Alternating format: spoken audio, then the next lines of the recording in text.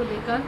हालांकि विधानसभा से उनको निलंबित कर दिया गया है, कैसे देख रहे हैं? क्योंकि उनका कहना है कि बयान मैंने सत्र के बाहर दिया है, अंदर नहीं दिया है।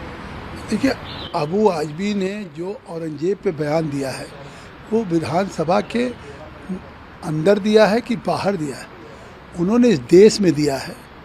और उस औरंगजेब को महान बनाने की बात कही है कि महान शासक था। जिस औरंगजेब ने अब राजा बनने के लिए अपने सबसे बड़े भाई दारा शिकोह को के सर को काट के अपने पिता शाहजहां को जेल में डाल दिया हो, ऐसे हत्यारे को वो महान शासक कह रहे हों, ऐसे उस व्यक्ति को जो राजा बनने के बाद तमाम यहाँ के सनातन को, संस्कृति को मिटाने का काम किया, मंदिरों को तोड़ा और तमाम हिंदू का कन्वर्जन मुस्लिम से कराया, ऐसे उस आक्रांता को महिमा मंडित करने की कार्रवाई कर रहे हैं। ये निलंबन की कार्रवाई नाकाफ़ी है, उनके खिलाफ कानूनी कड़ी से कड़ी कार्रवाई होनी चाहिए। देश उनके इस बयान को स्वीकार नहीं करेगा। उनका बयान अक्षम्य है और उस बयान का समर्थन कांग्रेस पार्टी के सांसद इमरान मसूद भी कर रहे हैं। मैं कह रहा हूं कि राहुल गांधी, कांग्रेस पार्टी और अखिलेश यादव का ये बयान है, समर्थन कर रहे हैं तो अपनी पार्टी का स्टैंड करें। और अखिलेश यादव ने तारीफ़ किया अबू आज़मी का, तो इसका मतलब जो अपने पिता को जेल में डाले उसकी अखिलेश यादव ये तारीफ़ कर रहे हैं, जिसने अपने 3 भाइयों को, चाहे दारा शिकोह हो, चाहे शुजा हो, चाहे तीसरा भाई, उनको 3 की हत्या किया हो, उसको उस बयान के साथ खड़े हैं। तो ये समाजवादी, पूरा देश समझ गया कि समाजवादी पार्टी आखिर इस देश में तुष्टीकरण और राजनीति के लिए कहाँ तक जा सकती है कि वो जो व्यक्ति मतलब हंता रहा हो, हत्यारा रहा हो इस देश में, जिसने संस्कृति और सनातन को मिटाने की कोशिश की हो, और आज उसके समर्थन में खड़े हैं। अखिलेश यादव कह रहे फिर ये तो बोलने की आज़ादी तो है ही, फ्रीडम ऑफ स्पीच तो है ही, आप ऐसे ही नेताओं को डरा तो सकते नहीं हो।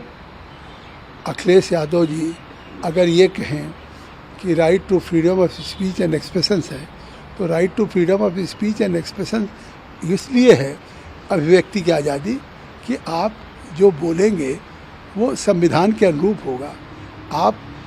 अगर ऐसा कोई काम करेंगे कि 124A में सेडिशन में देशद्रोह में आता हो, परिधि में आता हो, आप औरंगजेब और जाकिर नाइक के समर्थन की बात करें,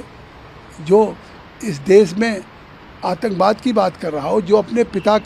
को जेल में डालने वाला औरंगजेब रहा हो, जो अपने भाइयों का हत्यारा रहा हो, जिसने तमाम मंदिरों को तोड़ने का काम किया, जिसने तमाम हिंदुओं को अपने जुल्म से राजा बनने के बाद कन्वर्जन कराया है, तो ऐसे आक्रांता को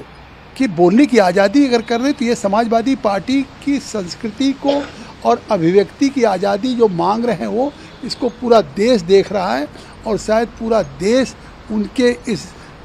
बात को स्वीकार नहीं करेगा और आने वाले दिनों में इसका सबक मिलेगा। आखिरी सवाल है, मणिशंकर अय्यर ने बोला अभी रिसेंटली कि राजीव गांधी जब विदेश पढ़ने गए थे तो वहाँ अकादमिकली वो 2 बार फेल हुए थे,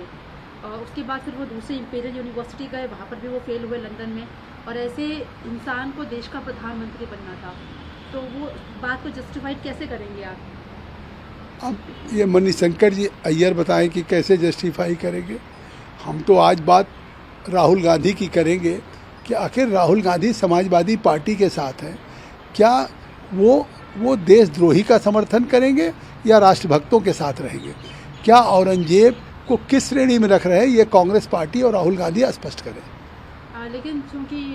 कांग्रेस से भी उनका एक लंबा रिश्ता रहा है, ऐसे में अपने ही पार्टी के लोगों के लिए इस तरह की बयानबाजी कांग्रेस में लगातार देखी भी जाती रही है, जो मणिशंकर अय्यर भी बता रहे हैं। अब उनको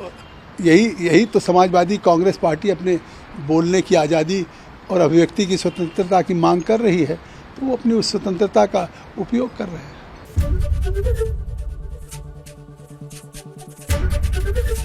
एबीपी गंगा, खबर आपकी, जुबान आपकी।